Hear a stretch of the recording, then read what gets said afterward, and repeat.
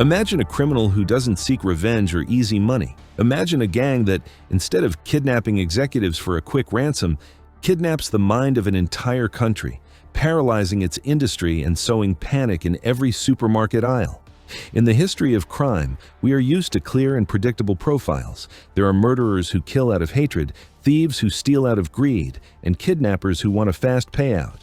But in Japan, in 1984, something appeared that didn't fit into any known category. It wasn't a person, it was a collective shadow, a faceless entity that called itself the Monster with 21 Faces. This group didn't just kidnap high-level executives. They didn't just extort million-dollar companies. They did something far worse, something no criminal had ever achieved on that scale. They hijacked the psyche of an entire nation. They launched an unprecedented psychological war. They threatened to poison children's sweets in supermarkets all over Japan. And while the police ran in circles, desperate and confused, the monster laughed. They used the press as their loudspeaker. They sent letters to newspapers mocking the incompetence of the law with a tone that was childish, arrogant, and macabre. They were never caught. It was never known how many of them there were. Welcome to the perfect crime.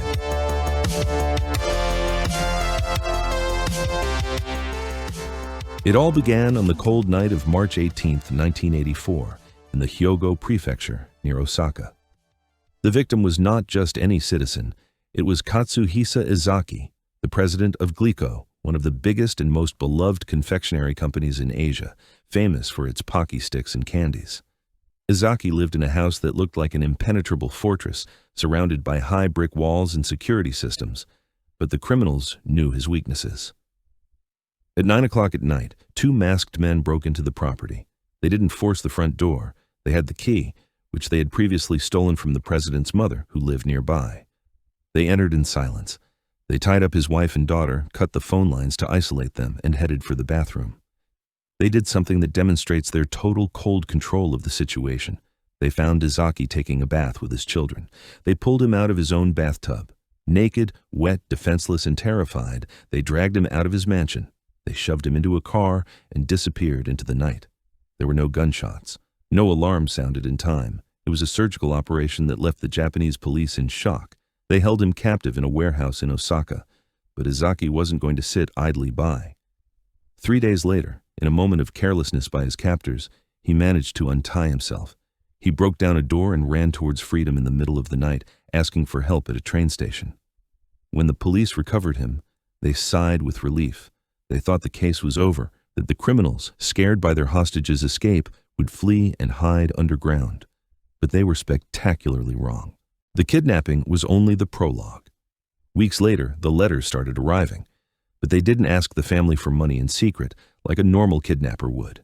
They demanded the attention of all Japan. The group, calling themselves the Monster with 21 Faces, issued a threat that paralyzed the country. But before we continue with the threat, let's explain why they called themselves that. The name wasn't a random choice, it was an intellectual mockery. It refers to the most famous villain in Japanese literature, the Fiend with 20 Faces by Edogawa Rampo, known as the Arthur Conan Doyle of Japan. That fictional character was a master of disguise, impossible to catch. By adding one number and calling themselves the Monster with 21 Faces, they were sending a message of absolute superiority. We are the upgraded version, smarter than fiction and one step ahead of you. They sent letters to newspapers addressed to the mothers of Japan.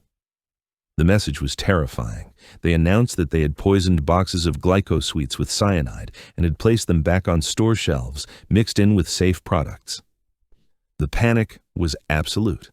Imagine being a parent in 1984. You go to the supermarket, you see the shelves full of sweets, but you know that one of those boxes, identical to the others, could kill your child in seconds. The result was devastating. Glico had to recall millions of products from stores and burn them. They lost $21 million in a few weeks and laid off 1,000 workers. The company was brought to its knees without a single bullet being fired. But the monster wasn't bluffing. In October of 1984, the nightmare became reality. In supermarkets across Osaka and Tokyo, boxes of sweets, this time from the brand Morinaga, started appearing that had been tampered with. It wasn't a trick. Laboratories confirmed they contained lethal doses of sodium cyanide. And here is the most twisted detail. The criminals had pasted labels on those poisoned boxes that read, "Danger, contains toxins, eat at your own risk."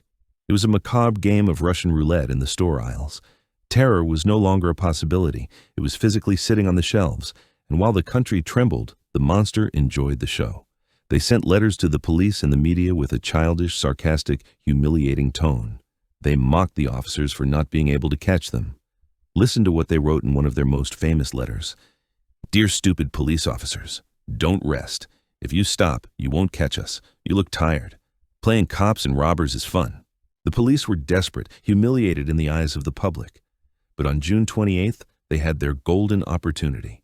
The monster changed targets and demanded 50 million yen from another company, Marudai Ham.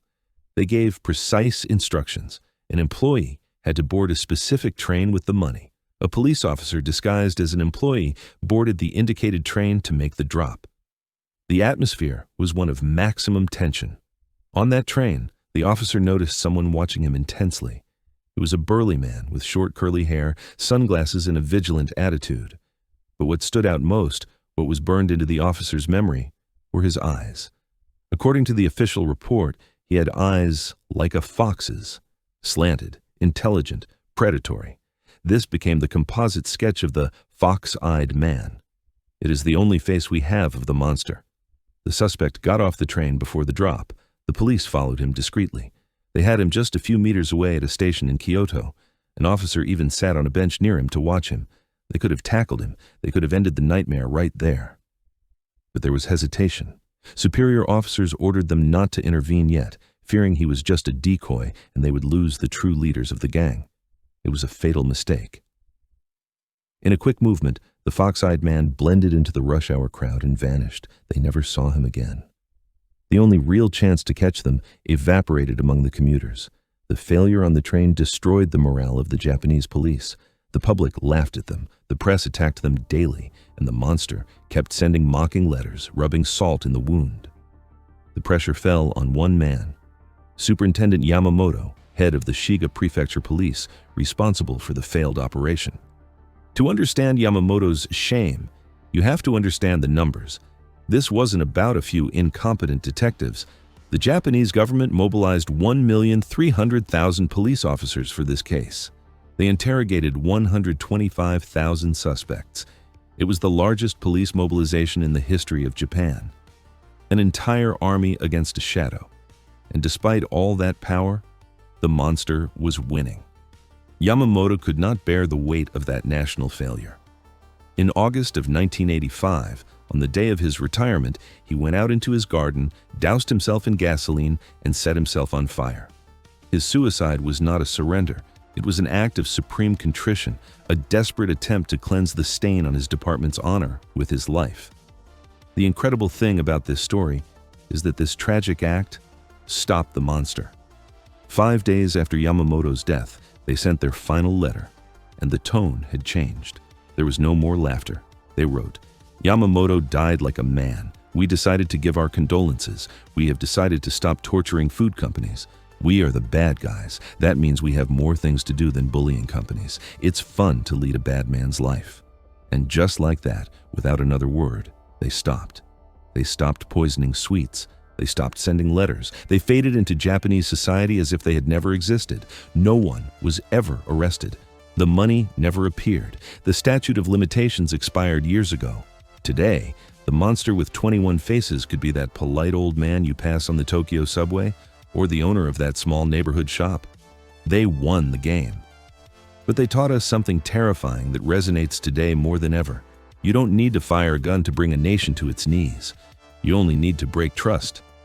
Today, in a hyper-connected world, we are more vulnerable than ever to this kind of terror. It is no longer necessary to physically poison a candy.